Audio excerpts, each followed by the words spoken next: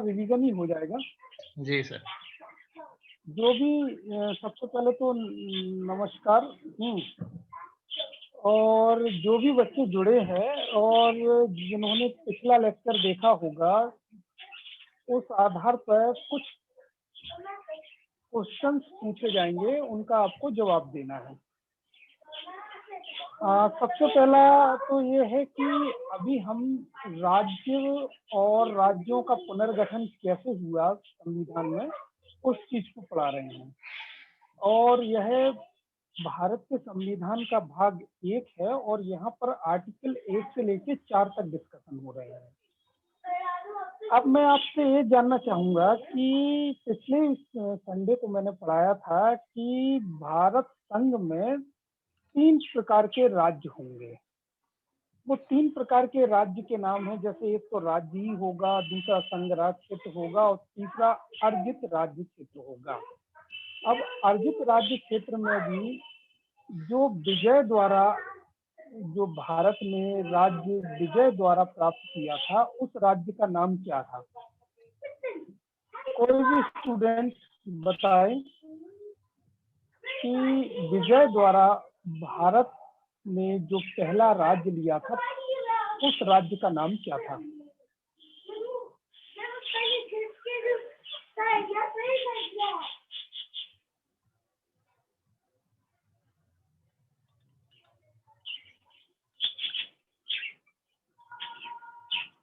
लक्ष्मण जी, वो mic unmute है ना?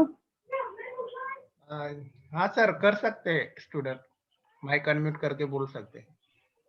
हाँ हाँ, माइक अनम्यूट करके बोलें कि हाँ। भाई विजय द्वारा जो भारत ने राज्य प्राप्त किया था, उस राज्य का नाम क्या था? ये क्वेश्चन लगभग ये मान के चलिए आता ही है, इसलिए मैं इस पर ज्यादा जोर दे रहा हूँ।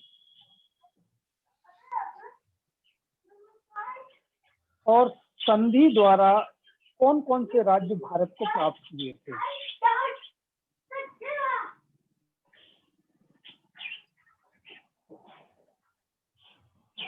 कोई भी स्टूडेंट बताना चाहे।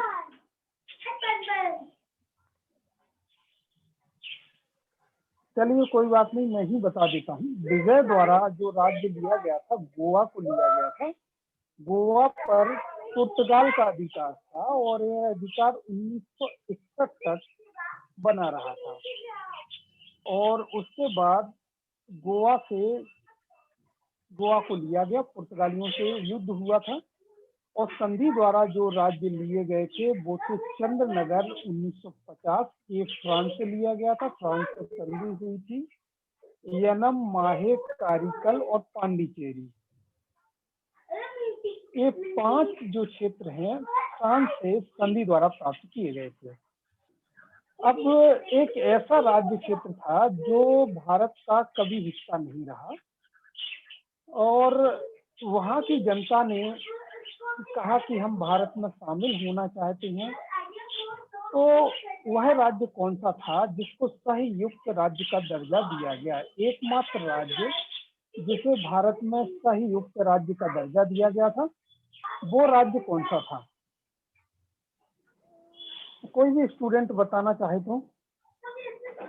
ये क्वेश्चन आएगा ही, इतना मान के चलिए। सिक्किम। बहुत बढ़िया, सिक्किम राज्य था। और इसे किस आर्टिकल के तहत रखा गया था? यदि कोई बताना चाहे तो। 2A। बहुत बढ़िया। और ये जो राज्य था, भारत के कौन से संविधान संशोधन द्वारा संयुक्त राज्य बनाया गया?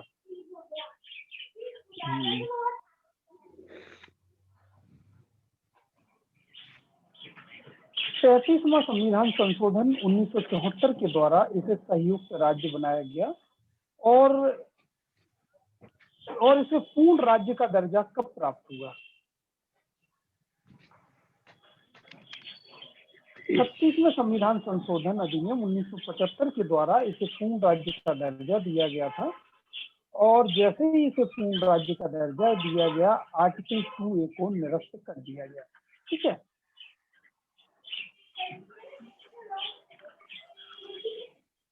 अच्छा, आप मुझे बताइए, पिछले बार हमने एस के दर कमेटी को पढ़ा था। एस के दर कमेटी जो है उसकी सिफारिश क्या थी? एस के दर कमेटी की भाषा सिफारिश के क्या आधार थी? पर कैंसर। हाँ, भाषा के आधार पर, आगे बोले। भाषा के आधार पर नहीं राज्य का गठन हो सकता है। बहुत बढ़िया। अच्छा, अगला क्वेश्चन है, जेबीटी कमेटी का गठन हुआ था। जेबीटी में 3 प्रमुख नेता थे। जे से किसका नाम है, बी से किसका नाम है, टी से किसका नाम है? जवाहरलाल नेहरू, वल्लभ भाई पटेल, सीताराम। बहुत बढ़िया, सही आंसर दिया जिसने भी दिया, मतलब पढ़ रहे हैं व्यक्ति। आज जब जेबीटी कमेटी का गठन हुआ और उसका निर्णय आया कि भाषा के आधार पर राज्यों का गठन नहीं किया जा सकता, तो किस प्रांत में हड़ताल शुरू हुई और उस प्रांत में जो हड़ताल थी उस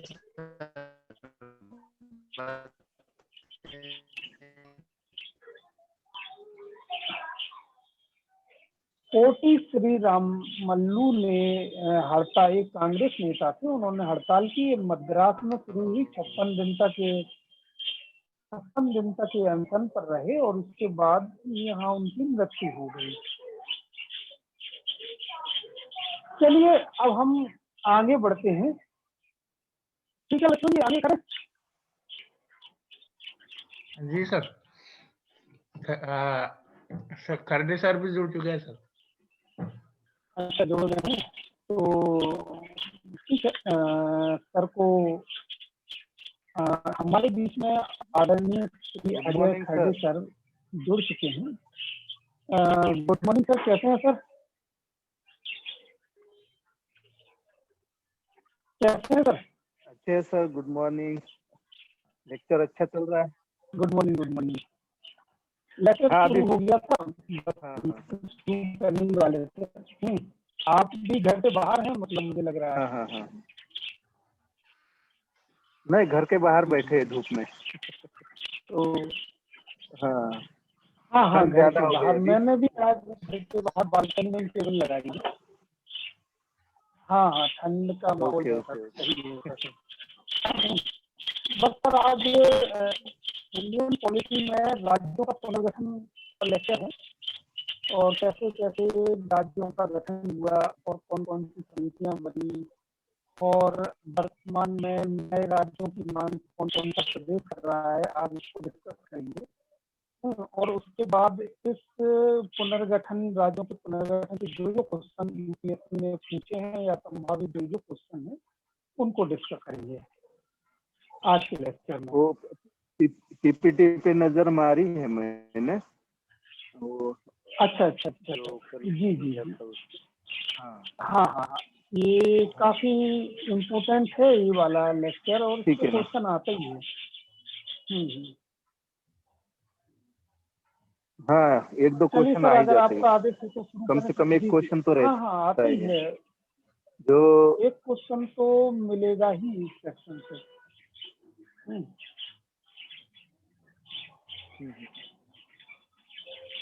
ठीक है सर, कंटिन्यू इस कीजिए फिर सेक्शन लेक्चर। से एक को जी सर।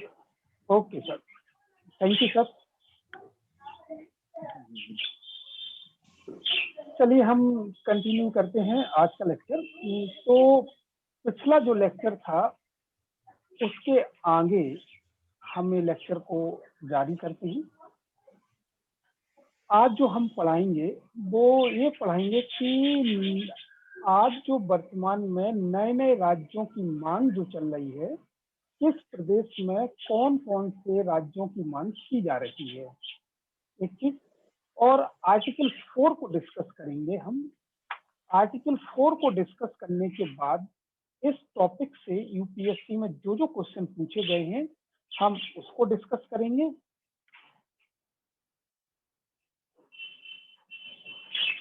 उसको डिस्कस करेंगे और उसके पश्चात यह लेक्चर समाप्त होगा। एक अभी सज्जन हैं जिन्होंने आईपीसी और सीआरपीसी में अंतर पूछा है, तो मैं मतलब ये कहना चाहता हूँ, ठीक है आईपीसी सीआरपीसी में अंतर, ये अभी इस टॉपिक का हिस्सा नहीं है, और जहाँ जो टॉपिक चल रहा होता है उससे संबंधित यदि क्वेश्चन पूछे जाएं तो ज्यादा ठीक है।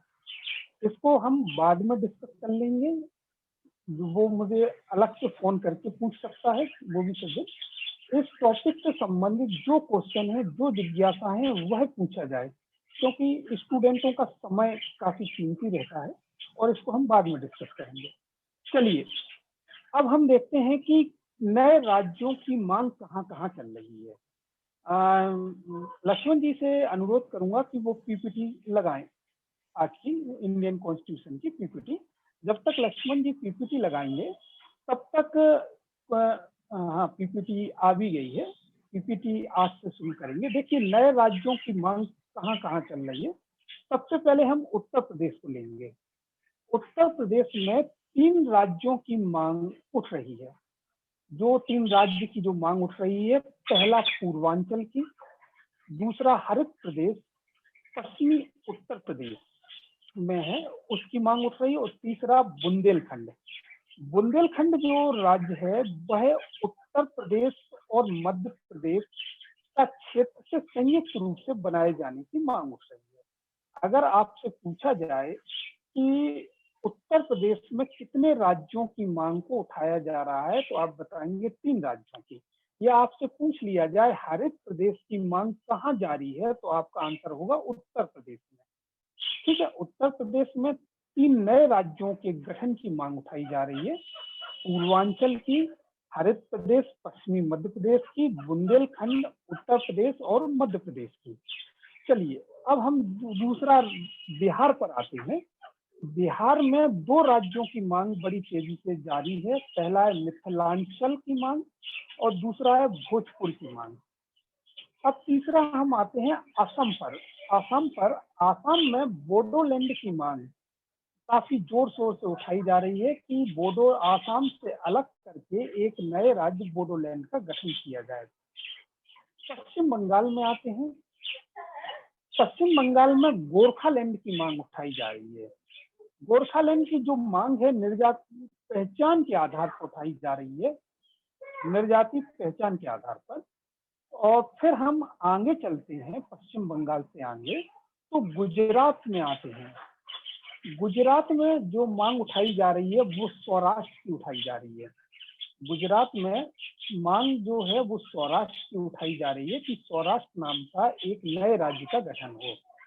फिर कर्नाटक में आते हैं। कर्नाटक में एक राज्य की मांग उठाई जा रही है, उसका नाम है कोडागू। कोडागू की मांग उठाई जा रही है। फिर हम महाराष्ट्र में आते हैं। महाराष्ट्र में विदर्भ की मांग को जोर शोर से उठाया जा रहा है। देखिए ये जो मैंने नए राज्यों की मांग की चर्चा की है, यहाँ पे आपको जोड़ी बनाने में आ सकता है कि उत्तर प्रदेश में जो नए राज्य की मांग है वो क्या है। बिहार का एक तरफ स्टेट दिए रहेंगे, एक तरफ नए राज्यों की मांग दी रहेगी, तो आपको जोड़ी में मिलान करना होगा। तो मेरे ख्याल से इसको याद करने की चीज है।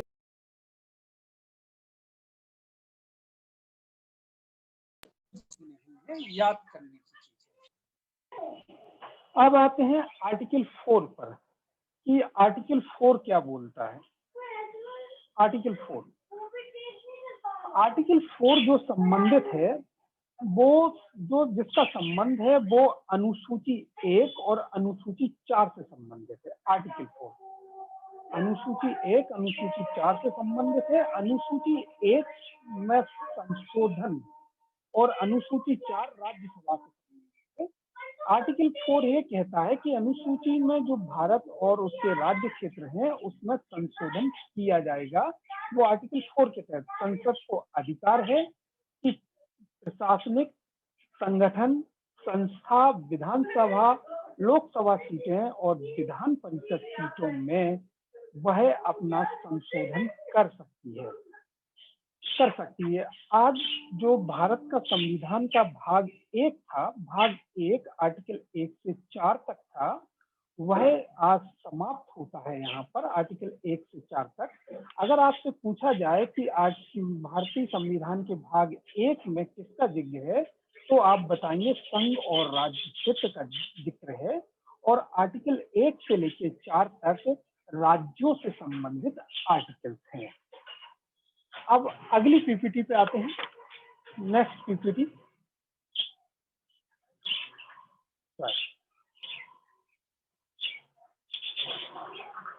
इसमें आर्टिकल 4 का थोड़ा सा हिस्सा बचा है। अगर भारत के किसी भाग को अन्य देश को सौंपना है, अध्यार्पित करना है, और ऐसा पहली बार 1960 में बेरूवारी केस में इसकी मांग की गई थी, तो यह जो सौंपा जाएगा संसद के विशेष बहुमत के आधार पर ही भारत के किसी भाग को अन्य देश में सौंपा जाएगा। नीचे मैंने लिखा है एलबीए। एलबीए का अर्थ होता है लैंड बाउंड्री एग्रीमेंट, एक विशेष बहुमत से। अभी मैं आपको यह बताना चाहता हूं कि भारत और बांग्लादेश में लैंड बाउंड्री एग्रीमेंट समझौता हुआ। लैंड बाउंड्री एग्रीमेंट से भारत के लगभग 100 छोटे छोटे द्वीप बांग्लादेश को दिए गए, और बांग्लादेश के लगभग 50 छोटे छोटे द्वीप भारत को दिए गए। यह एग्रीमेंट संपन्न हुआ है 2019 में। इस एग्रीमेंट से दोनों देशों को फायदा हुआ।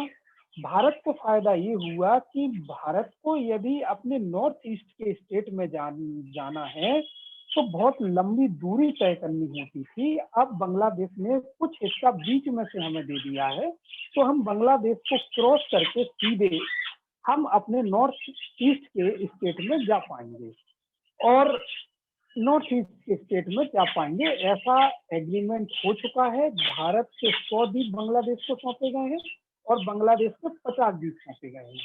साथ ही उन द्वीप में जो नागरिक रहते थे, उन नागरिकों को यह सुविधा दी गई है कि यदि मान लीजिए 50 द्वीप जो भारत के हिस्से में आए हैं, उनको यह सुविधा दी गई है कि वो द्वीप तो अब भारत के हिस्से में आ गए, यदि आपको वहीं रहना है तो भारत का नागरिक बनना होगा। यदि नहीं चाहते तो वह बांग्लादेश में जा सकते हैं। इसी तरह जो भारत के 100 द्वीप गए हैं उनके लिए भी यही कंडीशन है। इसलिए ये लैंड बाउंड्री एग्रीमेंट क्योंकि मेंस का टॉपिक है, हम वहां पर बेहतर रूप से डिस्कस करेंगे। यहाँ हम थोड़ा समझने के लिए मैंने यहाँ पर बताया है। चलिए, अब इस टॉपिक से जो भी सवाल यूपीएससी ने पूछे हैं और विभिन्न पीएससी की परीक्षा में पूछे गए हैं, हम उनको यहाँ डिस्कस कर लेते हैं। क्वेश्चन को मैं पढ़ूंगा और ध्यान से आप लोग सुनेंगे और आप स्वयं पढ़ रहे होंगे और उसके बाद आंसर देंगे। क्वेश्चन इसी में से पूछे जा रहे हैं, इसी टॉपिक। पहला क्वेश्चन है, निम्नलिखित कथनों पर विचार कीजिए। कथन नंबर 1, भारत अविनाशी राज्यों का अविनाशी संघ है। कथन 2, भारत में कोई क्षेत्र अर्जित राज्य क्षेत्र के रूप में शामिल किया जा सकता है। तीसरा, कथन 3, गोवा एकमात्र राज्य है जो विजय द्वारा भारत में सम्मिलित किया गया। अब पूछा जा रहा है कि सत्य कथन है। सत्य कथन है ए 1 और 2, बी 1 और 3, सी 2 व 3, डी 1, 2 व 3। बहुत सही, बहुत सारे स्टूडेंटों ने सही आंसर्स दिए हैं, बहुत बढ़िया। अगर मान लीजिए किसी के पास सवाल का जवाब नहीं आ रहा हो तो एलिमिनेट मेथड होती है कि कोई एक कथन यदि अपन को पता हो तो भी हम देख सकते हैं। अब देखिए, सबसे पहला कथन हम पढ़ते हैं। भारत अविनाशी राज्यों का अविनाशी संघ है। यह भारत पर लागू नहीं होता। भारत जो है विनाशी राज्यों का अविनाशी संघ है। अर्थात भारत में राज्यों का विनाश हो सकता है, राज्यों का गठन हो सकता है, और जबकि जो संघ है, संघ का अविनाशी है, संघ अविनाशी है। यह अमेरिका पर लागू होता है। अमेरिका जरूर अविनाशी राज्यों का अविनाशी संघ है। अतः फर्स्ट कथन गलत हो गया। अब जैसे ही फर्स्ट कथन गलत हुआ, अगर आपको इतना ही मालूम है तो आप देखना कौन कौन से ऑप्शन गलत हो जाएंगे। जरा मेरे साथ लक्ष्मण जी क्रॉस का निशान लगाएं। ए आंसर भी गलत हो जाएगा क्योंकि 1 और 2 दिया है, ए आंसर। हाँ, बी आंसर भी गलत हो जाएगा क्योंकि 1 और 3 दिया है। बी आंसर भी गलत हो जाएगा क्योंकि 1, 2, 3 दिया है। अब कौन सा आंसर सही हो गया? C answer. सी को सही करें। अब देखिए, इसको एलिमिनेट मेथड बोलते हैं। यदि आपको यह चीज आती है तो आप निश्चित रूप से आप बहुत से क्वेश्चन का आंसर ये कर लेंगे। और यूपीएससी में इसी मेथड का प्रयोग किया जाता है क्योंकि किसी को भी सारे कथन के बारे में जानकारी नहीं होती है। ठीक है, चलिए अब हम दूसरा ऑप्शन, अच्छा दूसरा कथन पढ़ लें। भारत में कोई क्षेत्र अर्जित राज्य, पहले ही को लगाएं, पहले का दूसरा कथन डिस्कस करना है लक्ष्मण जी। हाँ, भारत में कोई क्षेत्र अर्जित राज्य क्षेत्र के रूप में शामिल किया जा सकता है। भारत में कोई क्षेत्र, तो सही बात है, किसी को भी हम अर्जित राज्य क्षेत्र के रूप में शामिल कर सकते हैं। तीसरा, गोवा एकमात्र राज्य है जो विजय द्वारा भारत में शामिल किया गया था। ये भी कथन सही है, गोवा को ही विजय किया था। चलिए हम आते हैं क्वेश्चन 2 पर। क्वेश्चन नंबर 2 को हम डिस्कस करते हैं। क्वेश्चन दूसरा है, निम्नलिखित कथनों पर विचार कीजिए। कथन 1, सिक्किम के अतिरिक्त जम्मू कश्मीर को भारत में सह-युक्त राज्य के रूप में शामिल किया गया। कथन 1। दूसरा कथन है, संसद द्वारा 36वां संविधान संशोधन करके सिक्किम को भारत में पूर्ण राज्य का दर्जा प्रदान किया गया। अब सत्य कथन है, ए केवल 1, बी केवल 2, सी 1 व 2 दोनों, डी ना तो 1 ना ही 2। बताइए इसका आंसर क्या होगा?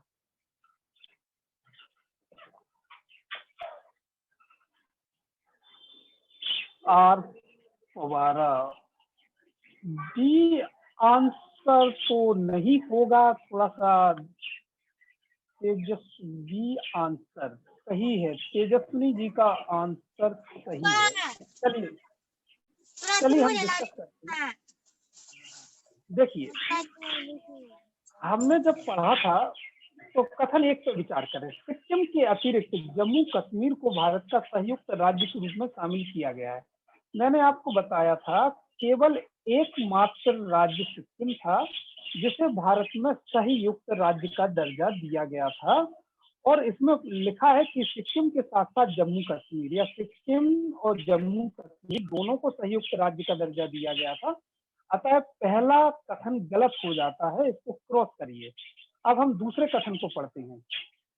संसद द्वारा 36वां संविधान संशोधन करके सिक्किम को भारत में पूर्ण राज्य का दर्जा दिया गया। सही बात है कि 36वां संविधान संशोधन हुआ था, उसके द्वारा पूर्ण राज्य का दर्जा दिया गया था, और 35वें संविधान संशोधन के द्वारा संयुक्त राज्य का दर्जा दिया गया था। इसलिए इसमें ऑप्शन होगा बी केवल 2। ऑप्शन है बी केवल 2। चलिए अगले क्वेश्चन की तरफ चलते हैं। अगली पीपीटी लगाइए।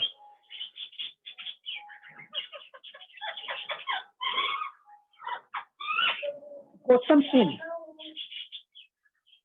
निम्नलिखित कथनों पर विचार कीजिए। क्वेश्चन 3 है, निम्नलिखित कथनों पर विचार कीजिए।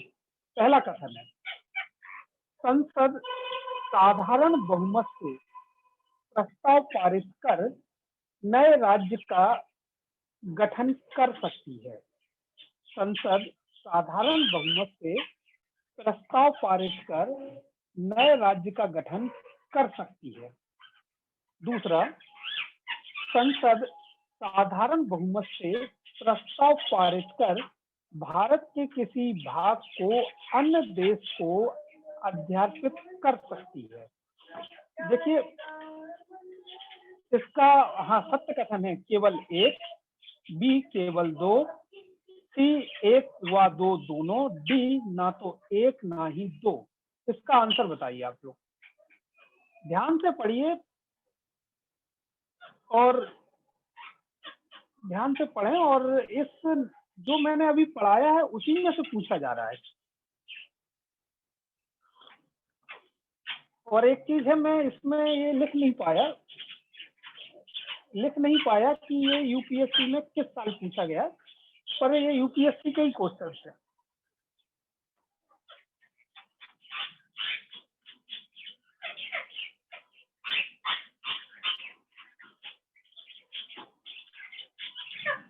चलिए इसको अपन डिस्कस करते हैं। पहला कथन है आंसर बी, जिसने बी आंसर दिया है वो आंसर सही है।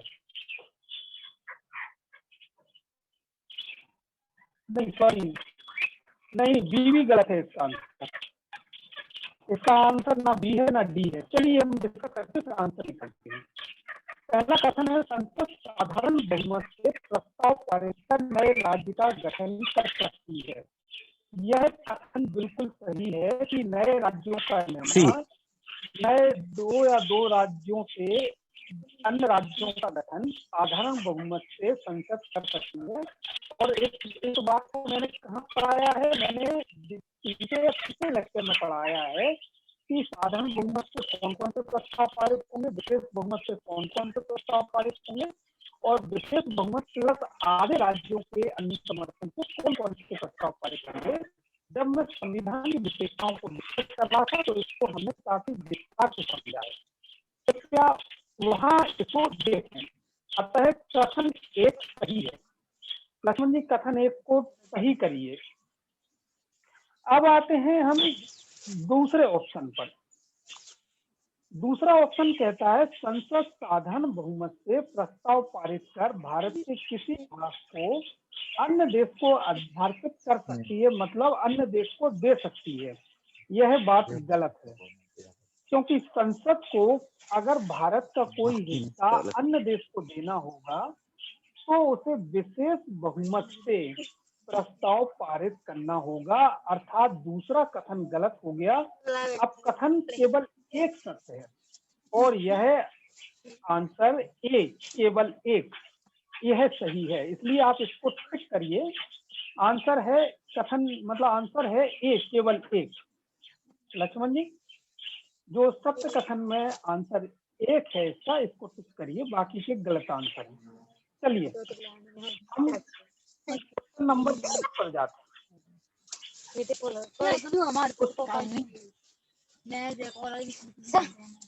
लक्ष्मण जी किसी का माइक खुला है उसको अनम्यूट कर दीजिए। हाँ, क्वेश्चन 4 को हम जाते हैं। क्वेश्चन 4 को आपको ध्यान से पढ़ना है और फिर इसका आंसर देना है। मैं पढ़ रहा हूँ। निम्नलिखित में से असत्य कथन की पहचान कीजिए। देखिए असत्य कथन पूछा जा रहा है। एक, राज्य के पुनर्गठन संबंधी बिल राष्ट्रपति की पूर्वानुमति से लोकसभा में ही प्रस्तुत किए जा सकते हैं। बी, राज्य पुनर्गठन बिल पर संबंधित राज्य की राय ली जाती है। सी, संसद राज्य की राय मानने के लिए बाध्य नहीं है। डी, संसद द्वारा ऐसा बिल साधारण बहुमत से पारित किया जाता है। बताइए इसका आंसर क्या होगा? कौन सा कथन इनमें असत्य है?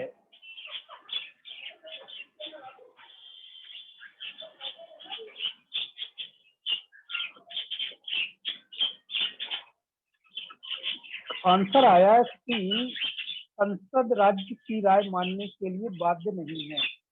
यह बात तो सही है, मानने के लिए बाध्य नहीं है, परंतु यहाँ असत्य कथन पूछा जा रहा है, यह सत्य कथन है कि संसद राज्य की राय मान भी सकती, नहीं भी मान सकती, बाध्यता नहीं है। यहाँ हमें गलत स्टेटमेंट को छांटना है। कौन सा गलत स्टेटमेंट है?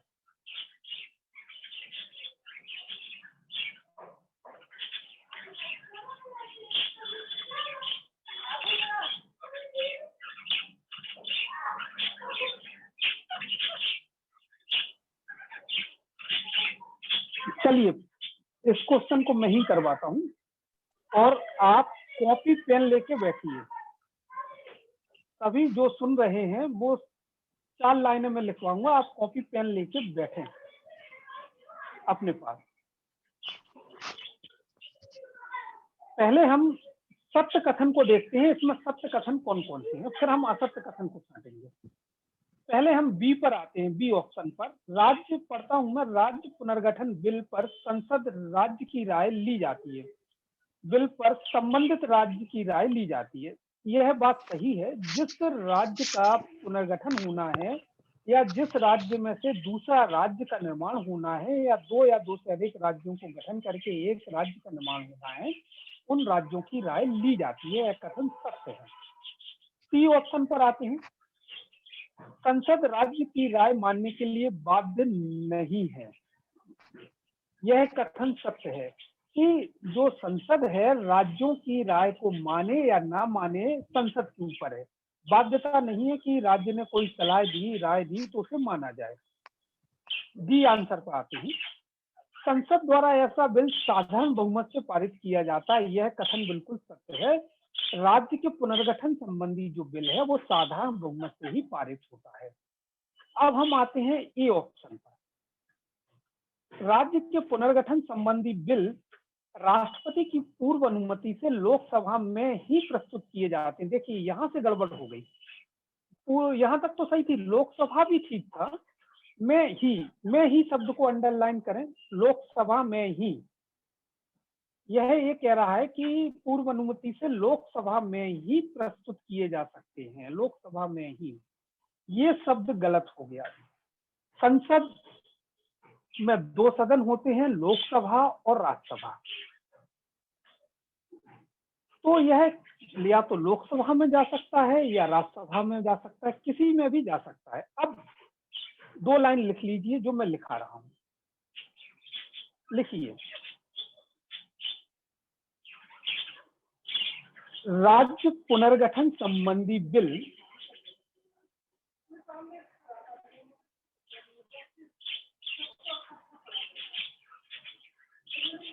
पेश किए जाते हैं। फर्स्ट ऑप्शन, पहला कथन।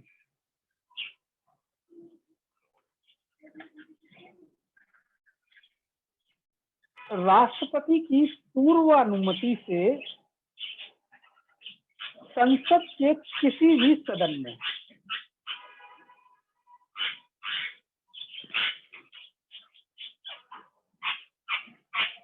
लिख लिया, और बाकी के जो बी सी डी 3 जो ऑप्शन है ये भी उसी में लिख ले। कथन एक के बाद कथन एक के बाद दूसरा, तीसरा, चौथा, तो ये आपको काम आएंगे।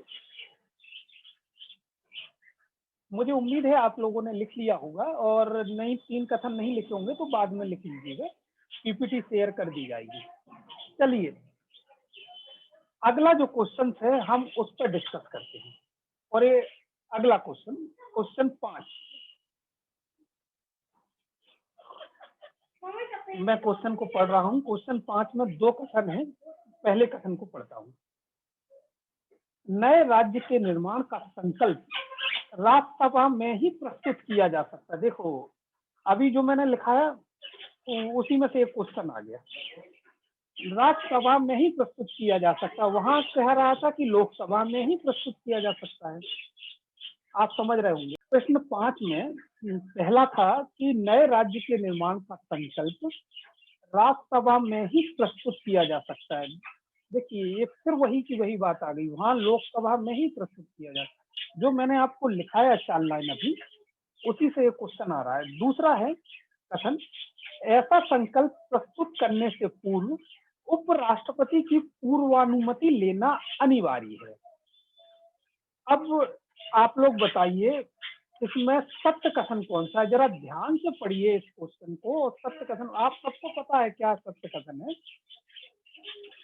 बी, अतुल खरडे जी ने बी आंसर बताया है। कुछ और बताएं कोई और लोग, क्या ऑप्शन है? तेजस्विनी जी ने डी आंसर बताया है। बहुत बढ़िया। कोई और बताना चाहेगा? अब बी डी हो गए, ए और बी बचे हैं, कोई भी बता दे।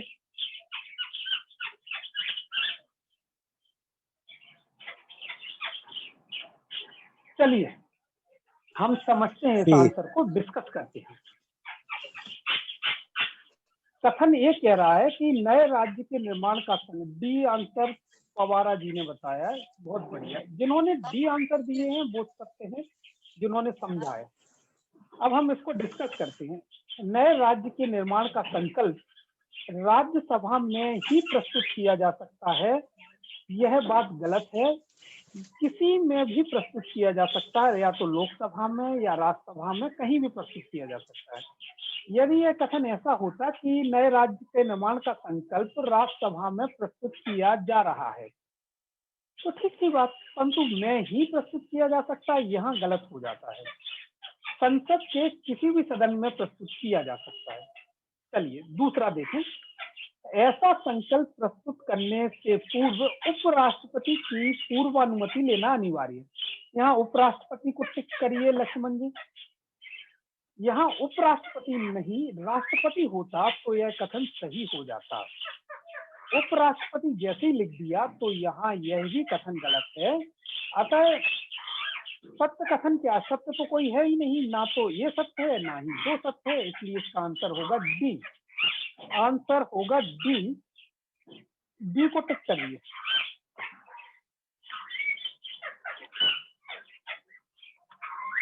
अर्थात दोनों कथन गलत हैं। चलिए अगली पीपीटी लगाइए और आज का आखिरी क्वेश्चन।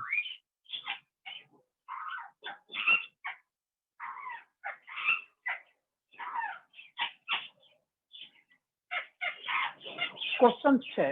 इसको जो भी स्टूडेंट सही उत्तर देगा पहली बार में उसको चॉकलेट जरूर मिलेगी। क्वेश्चन है और निम्नलिखित कथनों में से सत्य कथन है। ए, गोवा को भारत ने फ्रांस से संधि द्वारा प्राप्त किया। बी, पुडुचेरी को भारत ने पुर्तगालियों से छीना। सी, अंडमान निकोबार डचों से संधि द्वारा प्राप्त किया गया। डी, सिक्किम को जनमत संग्रह के बाद 36वें संविधान संशोधन द्वारा भारत में शामिल किया गया। डी। वेरी गुड, डी सही है। आंसर डी है। ओके। सही बात है, सभी लोगों ने दे दिया यार, ये तो सही आंसर। इसका आंसर सही है। हम अब इसका विश्लेषण करें। गोवा को भारत ने फ्रांस से संधि द्वारा प्राप्त किया, तो गोवा को नहीं प्राप्त किया था संधि द्वारा। संधि द्वारा जो प्राप्त किए गए थे कराईकल, माहे, पुडुचेरी प्राप्त किए गए थे। गोवा को तो विजय द्वारा प्राप्त किया है, ये आंसर गलत हो जाता है। दूसरे पर हम विचार करें, पुडुचेरी को भारत ने पुर्तगालियों से छीना। पुडुचेरी को संधि द्वारा फ्रांस से प्राप्त किया गया था और गोवा को विजय द्वारा प्राप्त किया गया। तीसरा आंसर, अंडमान निकोबार डचों से संधि द्वारा प्राप्त किया गया। डच की तो कोई बात नहीं है, अंडमान निकोबार भारत में शुरू से ही एक केंद्र शासित प्रदेश था, इसलिए आंसर गलत हो जाता है। डी, सिक्किम को जनमत संग्रह के बाद 36वें संविधान संशोधन द्वारा भारत में शामिल किया गया, ये बात सही है। चलिए, ये आज का इंडियन पॉलिटी की क्लास 4 यहाँ समाप्त होती है। क्लास 4 में हमने जो पढ़ा, नए राज्यों का गठन कैसे कैसे हुआ, गठन की क्या प्रक्रिया रही और शुरू से लेके आज तक की स्थिति में कौन कौन से राज्य बने। इस जो लेक्चर 4 जो हमने पढ़ाया, यहाँ यदि किसी को कोई समस्या हो तो वो क्वेश्चन पूछ सकता है। और इसमें से ये मान के चलिए 1 या 2 क्वेश्चन आपके उसमें एग्जाम में आएंगे ही, तय मान के चलिए। ये जो मैं पीपीटी जो हम शेयर करते हैं, आपको करना ये है कि ये मेरी पीपीटी को ही आधार बना के नहीं पढ़ना है। सबसे अच्छा ये होता है कि आप अपनी भाषा में भले ही इस पीपीटी को हूबहू लिख लें तो भी चलेगा।